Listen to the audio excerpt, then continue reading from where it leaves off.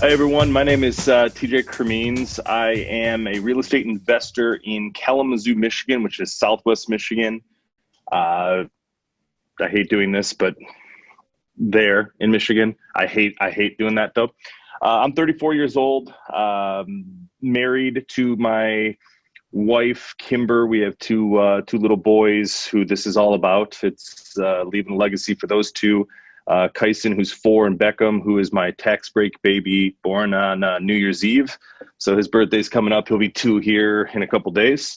I have been real estate investing or being in real estate for about 7 years. Going back, I have been in business for quite some time. My family owns a large national, actually the largest national battery company. And I was very active in that business. I was on the sales side. I was on the franchise side. I was on corporate. Then I went into franchise ownership. Did that for a while until my dad and we were working together. We didn't really see eye to eye in a lot of things. So what I ended up doing was kind of parting ways with both that business as well as kind of the family connection with all of that. Decided to try my hand in corporate America. Little backstory, I finished high school 141st out of 152 people. Not because I just didn't care. I had a soccer scholarship. I lost it. I blew my knee out a couple times, and that's what I was all set for. I was playing soccer. That's what I wanted to go to school for. Didn't care less, or couldn't care less. So I ended up barely making it out of high school, therefore not going to college, and thought corporate America was going to be a very difficult thing to get into. A corporate Fortune 500 company in Fidelity National Title gave me a sales position as a commercial sales rep. I had no knowledge about real estate. I had no clue about real estate other than the idea that in 07, 08, 09, that it was all real estate's fault. It was a terrible investment. Don't get into it. Don't do it. That was what my family told me. Naive to all things. I just went along with that. But I got into real estate in the big world of commercial in the city of Chicago. My wife and I moved there, where I was able to work with a lot of lenders, developers, investors, attorneys, everything and anything under the sun. I was there for about 2.5 years. And in the process of that, I did about $1.65 billion worth of transactions and loved every minute of it. I loved the idea of investing. I loved the people I worked with. I loved the network that I was building, the whole kit and caboodle. It was fantastic until my mentor in the business ended up passing away. And when he passed away right beforehand, no one knew about it. He called me up and said, "You don't need to be caught in the rat race of corporate America. You're destined for bigger things. Please don't be complacent here. Go and find bigger and better." I took that to heart after he passed away and decided to get into real estate investing. So I started to buy small rentals, single family, nothing big, just get into it with some commission checks. And then I got the idea that I wanted to do commercial. And so one of my clients owns quite a few properties. He called me up, told me he had a deal he was going to send me. I took the deal on, and he sent it to, he was 22 years old. He sent me a $22 million project, and I had no idea what that was possible at 22 years old. And so I followed it from cradle to grave. I started working with him, brought the deal in. As a title guy, I was able to see everything. So you're able to see all things from the liens on the property, how much is owed, how much construction was done, if construction was done, you name it. All things that title insurance is there for, I was able to look and see it all. And then, when it comes down to the closing, I get to see the settlement statement of what people are making. So I was watching a 22-year-old kid make a ton of money, and baffled by that, I asked him if I can spend some time with him. And I essentially took my vacation to work with him for 2 weeks. Took that, spent all my time with him, learning his process, his ideas, his thoughts, everything. And then I learned that as he was going, he showed me his portfolio, and he owned at 22 years old almost 300 properties, single family rentals. Again, baffled by all of that, was obsessed with learning his process and his ideas and his thoughts. And his suggestion to me was to learn the trades, learn everything under the sun that has to do with real estate, and come back to him and talk with him. I learned later that he manages a large hedge fund that he started raising money for, and was able to acquire quite a few properties. He started in self-storage, do the whole thing. So it was a great mentor to have. I left title insurance and I went into brokerage. I did project management and property management. I did this all third party, so I was able to kind of see how other people were spending their money, which was the best way to learn. Doing these projects, seeing how other people would do it, throw our suggestions into the mix as to how we think we should do it, and was able to grow a steady group of business there until my wife and I had our first kid. We decided to move back to Michigan. When we moved to Michigan, I got back into title.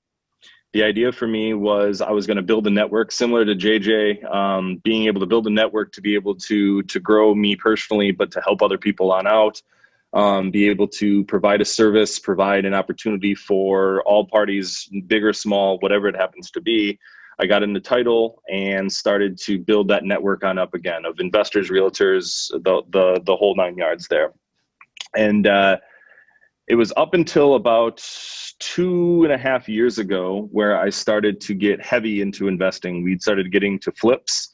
I forget who mentioned it earlier, but started with pop top flips. We were taking 800 square foot homes and making them into 2,700 square foot little mini mansions in this area, buying them for $200,000, putting 170 to 200,000 in, and selling them for 800. And with that came raising a bunch of money, and I had to figure out how to do so. I had to figure out where the money was going to come from on the first lien and second lien position. So that network that I was able to build up provided that opportunity. I contacted with a lot of hard money lenders, a lot of local banks, institutional banks, agency banks, the credit unions, which I can talk about later, is going to be huge for you guys if you guys kind of follow what we did. And started to do these flips. With these flips, we'd take our profits and we'd roll them into another rental. So we started to slowly grow up that rental business. What we learned pretty quickly is that, backtrack, we joined Fortune Builders. JJ, you asked this. Joined Fortune Builders about 3 years ago. And I joined Fortune Builders because my dad got into it. He said, I'm doing this stupid real estate thing. I have no idea what I'm doing. I have no idea why I'm doing it. Would you care to join me? So I went to what ends up being my first ever Fortune Builder meeting. And as many of us have, we drank the Kool-Aid, learned the systems, got into it, and went off on our journeys, which brought us here. We started to go heavy into all things real estate. I thought wholesaling. I thought being, the sexy side of it with the flips, right? But I quickly learned that the passive game, the rental game, was what we wanted to get into. Brings us to this time last year at my first ever Ignite for Fortune Builders. I was sitting in a meeting with a few people that actually were on this call here. I was sitting in the room, and JD mentioned what it would take to replace your corporate job or just replace your income with passive rentals, right? How much money you'd have to raise and how aggressive you'd have to do it, or conservative, depending on your style of play. And at this time, I had raised around about $4 million to do my flips, just shy of about $4 million to do my flips. So I was confident in my ability to raise the money, but I was trying to get into this commercial game. And one of the things JD said to me was, I said to the group, I guess, is take your income, take what you need to live off of, divide that into the either 6% or 8%, depending on what returns you think you can get. And that money right there is how much you have to raise to deploy, to put into a project to give you that yearly passive income amount. And so my wife and I live a frugal life. We live off of about 60 grand a year. Try to do the best we can with all of that. And so I typed in $60,000. Divide that by 6%, and that puts me at $1 million I had to raise. And I was like, I've done that. I was like, I know I can do better. Like, what do I need to do here? So I was like, what if I did it at 8%? Well, if you do 60,000 divided by 8, you come up with $750,000 you have to deploy. So even less. So I'm like, well, this is interesting. So I said, well, what if I want to do $100,000 a year? If I want $100,000 a year, 6 figures every year of passive income, knowing that as I buy more, it's going to make more. But year one, I'm going to make $100,000. Did that at 6%, and that comes out to $1.66 million we had to raise. Again, at this point, I had already raised $4 million, so I thought this is a no-brainer. I'm going to get into commercial. I'm going to start doing this. I was on my flight home from Vegas. I sent a text to my wife, and I said, we're going to own a bunch of apartments this year. I promise you, we're going to get into this. We're going to knock out of the park. I sat at these meetings. I'm dead set on commercial. Here's what we're going to do. She said, pump the brakes, slow down, not going to jump into it this quickly. I got back and I went back to my network where I reached out to all my brokers. And all these brokers that I knew, I sent out a message and I said, listen, I am a new investor. I am looking at small properties anywhere from 8 units to, say, 20 units. And my goal for this year was to buy 8 apartment doors. And then after Vegas, it turned in from 8 to 50. I was like, so I'm on 8 to 20, and I'll buy a couple of these. I'll do 2 of these for the year, and I'll be all set. Well, a couple weeks later, I get a call from a broker, said, I have this off-market deal. It's a 48-unit deal. Are you interested? $2.7 million. And naively, I said, absolutely, I'm all in. Let me analyze this deal. So we started analyzing it and figuring out that this is going to be a hell of a lot more work than we thought, both raising the money, because we are no longer talking private money anymore, right? We're talking syndication. We're talking equity. We're talking big investors. We're talking long-term investors. We're talking project management, property management, expenses, insurance, SEC, which is most importantly, I need to be legal. I need to do this the right way. I need to make sure that my ducks are in a row. So we, fortunately, when getting into negotiations, it was an older gentleman who wanted to sell his properties, and he wanted to move to Florida. He just wanted to be done. And so we put an offer in. I ran the property and I analyzed. I said, best I can do is $2 million. Again, he was asking 2.7. They came back and said, absolutely not. Can you do 2.5? And I said, the best I can do at this point is 2.1. And so kind of against the grain, the seller contacted me. And the seller contacted me. He said, listen, I read your story. Because when we put an offer in, we do a story with it. We send a letter to the seller stating, we are for business profit. We're a group of investors. We bring on multiple investors to fund this deal. We're doing this to build a legacy for our 2 little boys. Here's them. Here's our story. Blah blah blah. If it pulls on the heartstrings and gets us a deal, great. If it doesn't, the owner, I think, if we can build a rapport right off the bat and feel a little bit more connected to the scenario. And he said, I read your letter. I looked at your website. I followed your Facebook, and I don't have anyone to leave my legacy to. So if you can do 2.2 million, I'll sell it to you today, if you can close in 60 days. And so we agreed. We did 60,000, we did 2.2 million. Agreed to the 60 days. And then I sent it to my attorney, and he said, whoa, what did you just do? Like, you need to contact me. I need to know about these things first. So things that we learned in this whole process, what was kind of nice is he's a family friend. So we were able to kind of work through these procedures. I'll go into more detail about that, but I'll fast forward to where we are now. That 48 unit deal, we raised $1 million on. We bought the property. I paid myself about $100,000, which was the finder's fee for all of that. So I get an acquisition fee and then lifetime of equity. Those 50 units propelled us into growing. So that hit my yearly goal. And year to date, I've got over 200 units this year that I've bought, and I will be buying, if everything closes that we have in our contract, I will have close to 400 units this year of properties that we buy all over the Midwest, all over the country. We're looking at everything from Florida to Tennessee, Kentucky, Michigan, Illinois, Indiana, Ohio, one out in New York. It's all over the place. We went from an at-home office to an office downtown Kalamazoo, which is where I'm at now. Life changed dramatically from this one conversation with JD.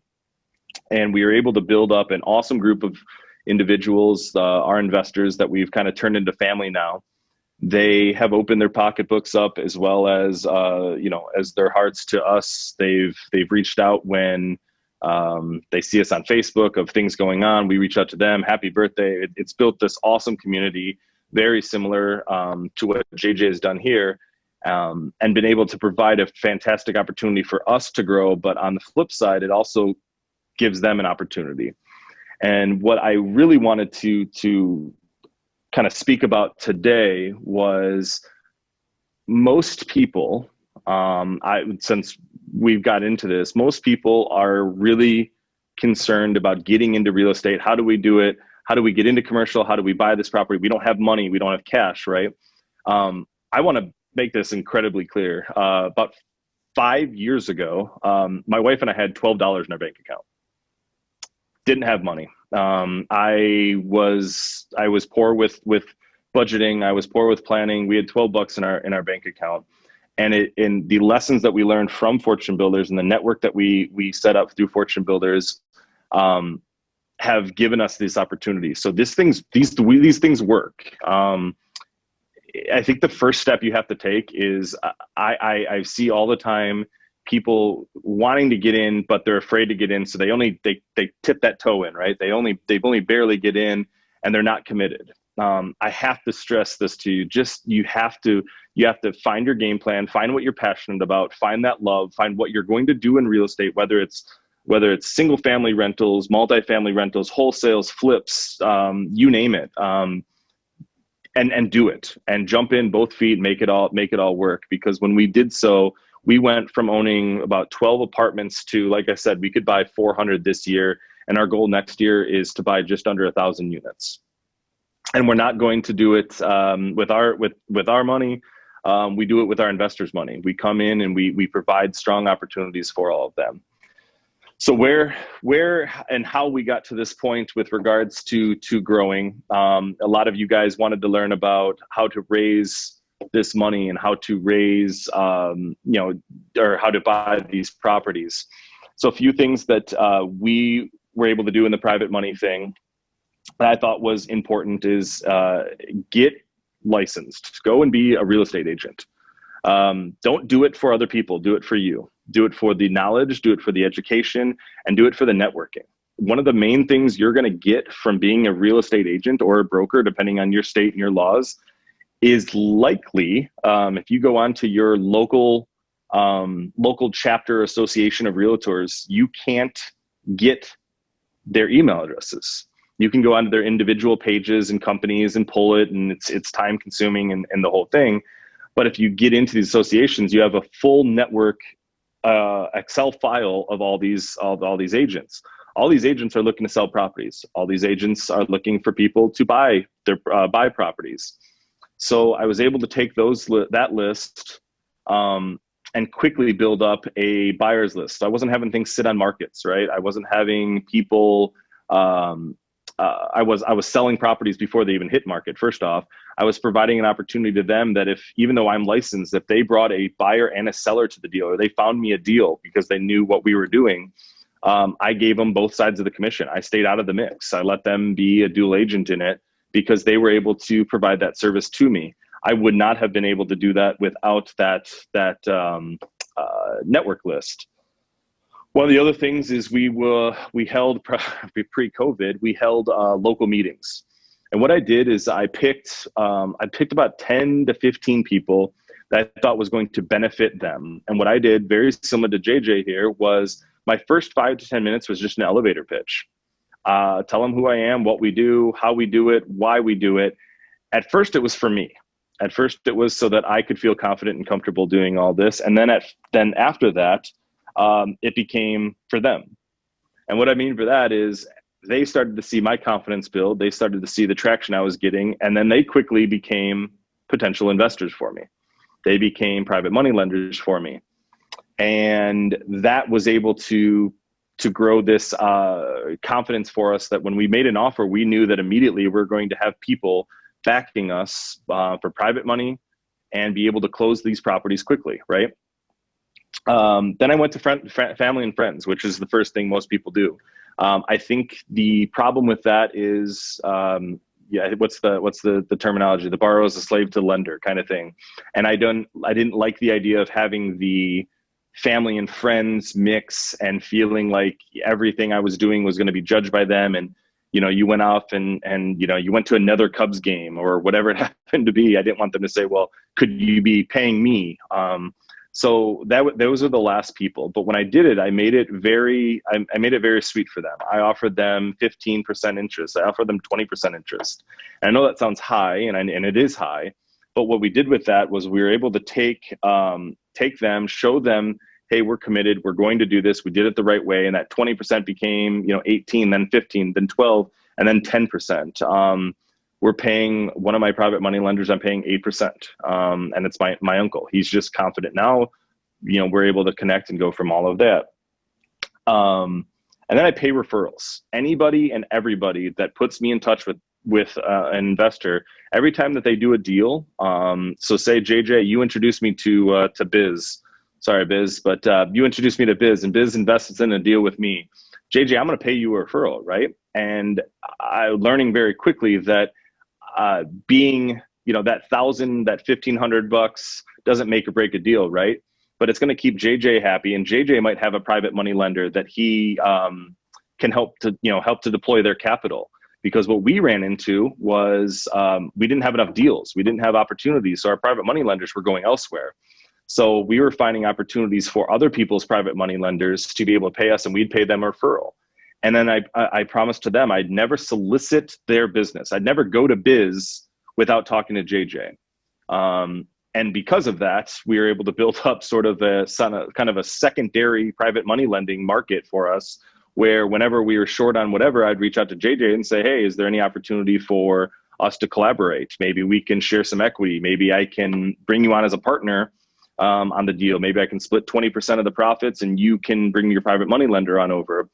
This brought us to our next and our probably the quickest way we were able to grow. So if you are taking notes, this is the thing that grew our business dramatically. Credit unions. Through and through, the best thing that has happened to us. We networked with them, and most credit unions have wealth management departments.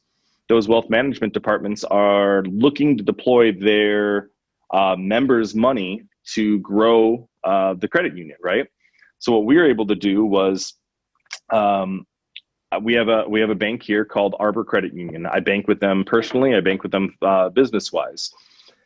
I went to Arbor and I said, listen, if I was able to bring somebody over that has $1 million in assets, whether it's blue chip stocks, whether it's mutual funds, stocks, bonds, cash, whatever it happens to be, what could you give them in a line of credit?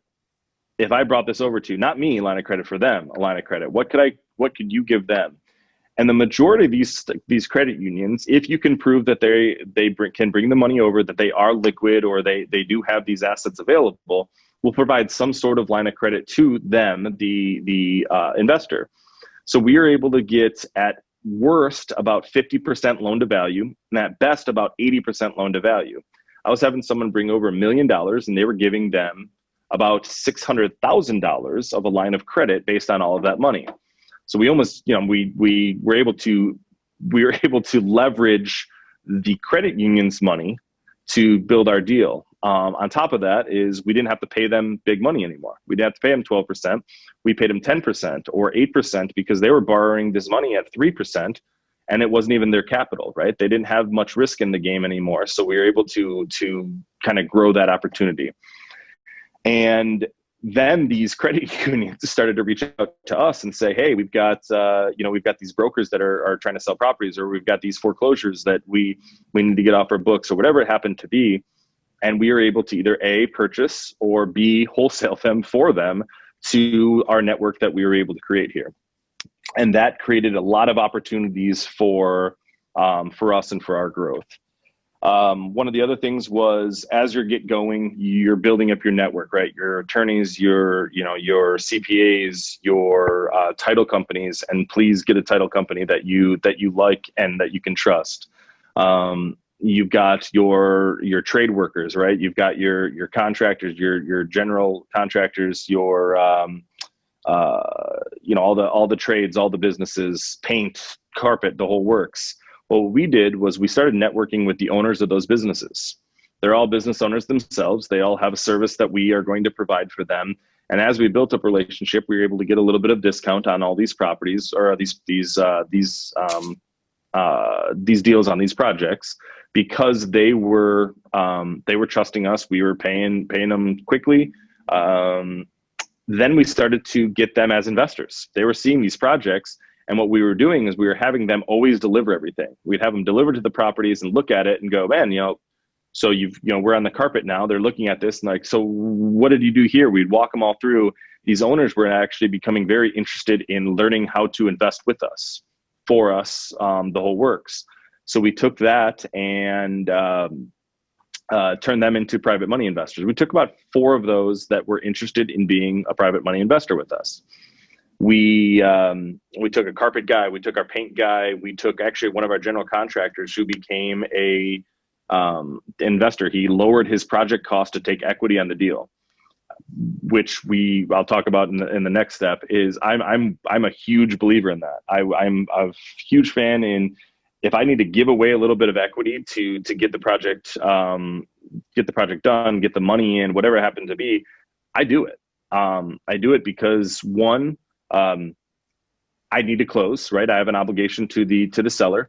2, I know and I believe in the deal. I believe in myself. We can get it done, and sharing in this only opens up the network even further. That person, Laura, knows who they know. One connection has brought me, and sorry again, Biz, I'm gonna throw this out there. One connection has brought me to Biz. I see Eric on here. Eric and I met at Ignite, and Eric and I, we had a deal. I had actually a property in Ohio, near Cincinnati, where Eric lives, that I reached out to Eric, and Eric's network was able to tell me, absolutely not, don't buy the deal. Don't get into it, which I wouldn't have otherwise had. And I couldn't have traveled from Southwest Michigan to Cincinnati to look at a property, to break my heart, to come back to find out that I was never going to buy it in the first place. So these networks that we are able to build up, entrepreneurs like ourselves were able to set us up in the right direction.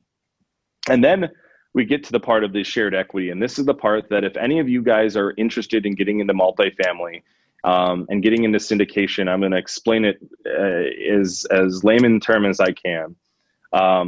Syndication is the pooling of multiple investors' money to buy a property, or to buy multiple properties. So instead of a private money lender where it's protected by a lien and it's protected by promissory note and a mortgage and a deed and insured, you're getting these investors to come along to believe in you, to believe in the project, and to put their money together anywhere from what we've done, anywhere from $300,000 up to $1.5 million having to raise on a deal. And the plan for that is most syndications are, again, let's use Eric here. Eric sends me some money, says, listen, I'm in the deal. I like your deal. I've looked at the deal analyzer. I've looked at all of your expenses. I've looked at everything that you've put together. We put together a great package for them. Eric says he's in, and Eric is going to give me $100,000 on the deal. What I do is Eric is able to be an investor in the deal. He's able to learn from us in the deal. But that $100,000, I split my cash flow. And for purposes of conversation here, I give my investors around 75% of my cash flow. I take 25% of the cash flow until I perform. And when I perform, I give them their money back. So Eric, I have his money for 2 years. I stabilize the property. I buy a multifamily property. I raise the rents. I fix a few units up. I paint. I get a new roof. I do the whole thing. And then I flip the property. I increase the value of the property. I cash out refi. I give Eric and my investors their money back. And when I do so in a normal syndication, Eric's out of the deal. Eric doesn't make any more money. Biz doesn't make any more money. Jared doesn't make any more money. They're not in the deal anymore. What I do is I keep them on for the eternity of the deal. If you're an investor on the deal with me, you're going to make money in perpetuity. So whether I have your money deployed or not, you'll make money. I will share either 75, 80% of my cash flow. And then when I give you your money back, you'll make anywhere from on one deal as little as 15% of the cash flow and as much as 30% of the cash flow for when I sell. And then it doesn't stop there. What happens is because you are an equity partner in the deal, as opposed to just an investor in the deal, you're not just thanks for your money, see you later, out the door you go. When you invest with me, you're going to get your cash flow on the front side, you're going to get your cash flow on the back side when your money's returned to you, and then you're going to get the profits.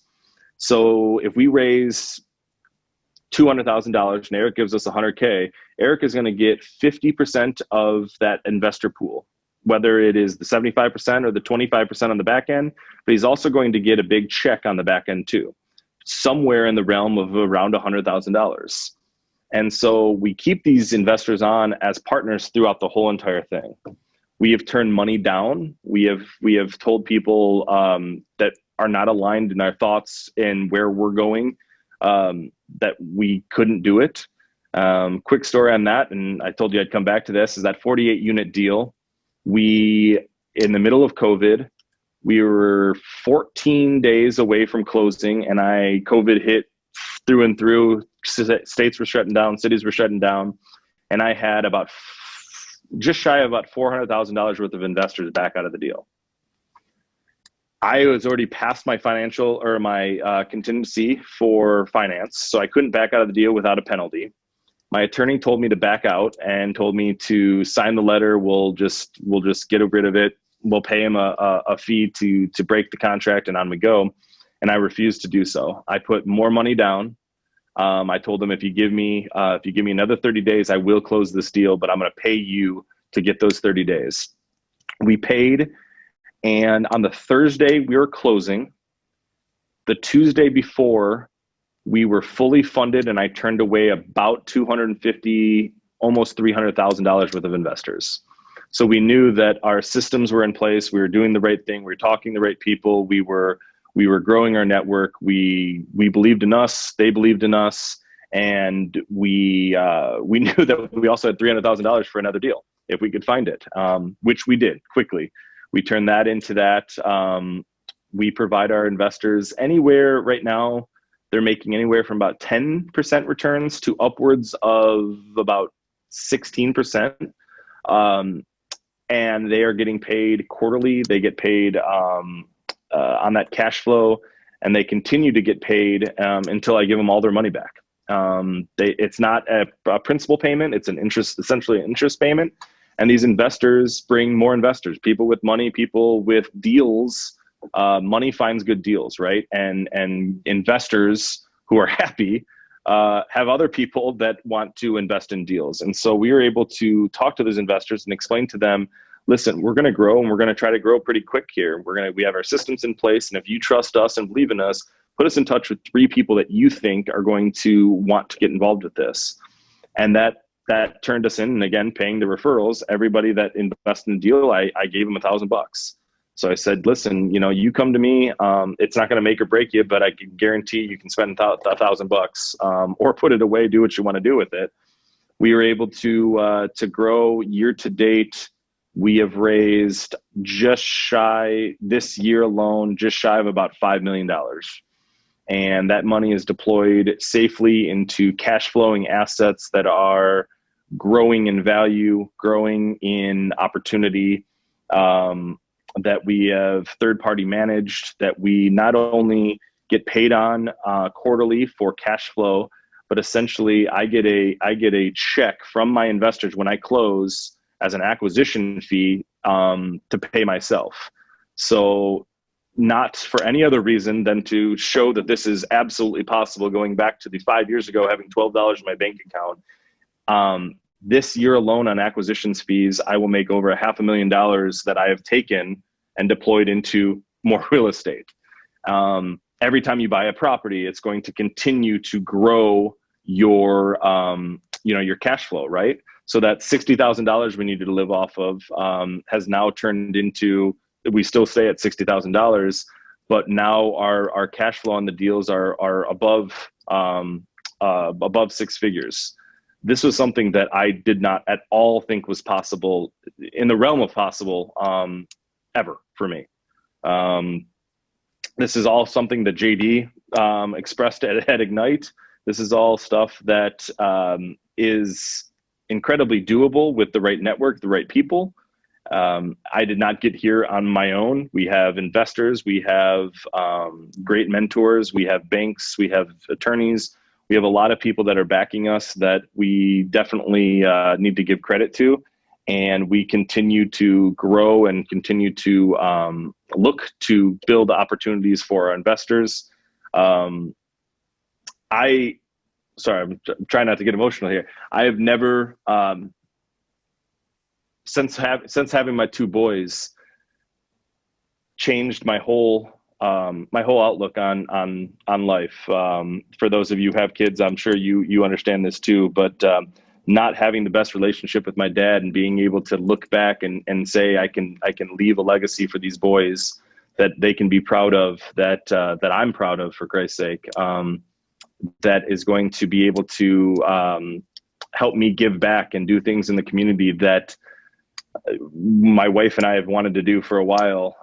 This Fortune Builders community, this education, this network has provided us such a fantastic opportunity to do so. It has brought me in front of some kick-ass people like you guys. And we are really, really hoping that in some way, shape, or form, and JJ, I appreciate you letting me get on here to talk about this, some way, shape, or form, that all of you guys can either take something from the conversation or the Q&A or whatever happens to be, or even reaching out afterwards to have this discussion. I'm able to help move the needle for you guys, whether it's a business contact, whether it's a network question, whether it's a private money lender. One of the things that we offer to all of our investors, that if you invest with us, you fall into one of three categories. You either have a ton of money and just want to deploy some capital and make some returns. You want to learn and do this yourself, in which case, if you do, I will help you. I will partner with you, and I will continue to grow our portfolio, all while growing your portfolio. Or three, if you want me to do nothing else but to sit down and have conversations with you weekly and help work you, I don't charge anything. I don't do anything. You're an investor to me. You've given me everything that some people have given me their entire self-directed IRA. I can't take that lightly. And so we're able to take that and help grow their business. We have taken people that were investors and turned them into partners. We have been able to take one investor who had 0 rental properties, and this year alone has bought 30 doors, not properties. All because we sat down and we committed to a game plan and a structure. And I didn't do this on my own. I can't take all the credit for it. So I have to give this back, and I have to be able to help people out. And that was the one way that we thought within the business we could do so. And so I think the last thing is, please, don't forget where you come from. And we very quickly realized that these people that trust you and give you their money and believe in you are doing so more so because of you than the deal. They believe in you, they trust you, and you need to perform. So remember that. Remember to come back. it pays dividends. I promise. To do the right thing is always the best thing. It might not help that pocketbook as much as you'd want, but it will in the long term. And with that, I guess to get off of the conversation, I wanted to end with saying, JJ, I've followed you guys, or I followed you for a while. I followed this group for a while. I couldn't be more honored and privileged to have the opportunity to chat with you and your team. I am thrilled to sit here and talk with all you guys. Thank you for the opportunity. I know your Saturdays, my Saturdays are important to me and my family, and I'm sure they are to you guys, but it's also important to grow your business and these opportunities. So thank you guys for your time. Please let me know if there's anything as simple as just a hi in the morning, whatever it happens to be. I will be more than happy to chat with any and all of you guys. After this, my email is on there, and I have a little button that says schedule a call. And I genuinely mean it. If you have any question, concern, comment, whatever it happens to be, you can reach out to me and I'd be happy to do so. So to end, thank you guys all. Thank you, JJ. I appreciate the opportunity, and I look forward to chatting with all you guys here in the next half hour or so to get to know you guys better. Thank you.